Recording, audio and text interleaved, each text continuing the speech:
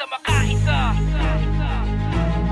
Karanasan na nagsabi na may pangkaraniwan ng taktika at mananatiling kakaiba hanggang ako ay makalapit sa hanay ng mga maharlika.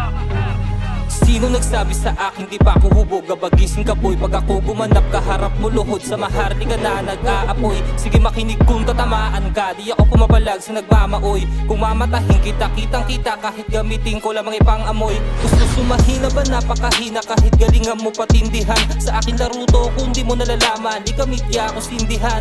Papalag ako kahit na mainit, sisingit pa rin basta makaangat. Kahit sa paningin nyo paibago, wala akong pakiaba sino ka dyan. Kahit wala akong mapapala, susulat pa din hanggang mapanganga. Yung mga nagsabi sa akin mahina, mga bibig nila pinabula. Sige subukin ang masubukan, sa tunog ko ikaw ay magkabol. Mapapaindayo ka pa ensayo, kulang ka pa di ka makapukol.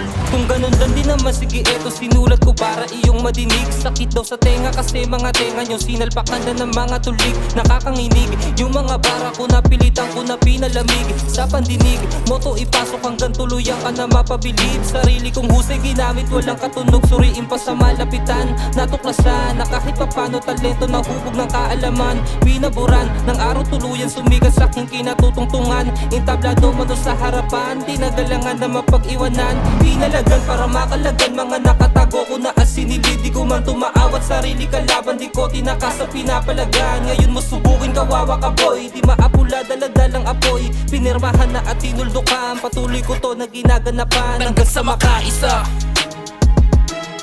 Karanasan na nagsabi na di pangkaraniwan ng taktika at mananatiling kakaiba hanggang ako ay makalapit sa hanay ng mga maharlika. Sa makaisa. Karanasan na nagsabi na di pangkaraniwan ng taktika at mananatiling kakaiba hanggang ako ay makalapit sa hanay ng mga maharlika.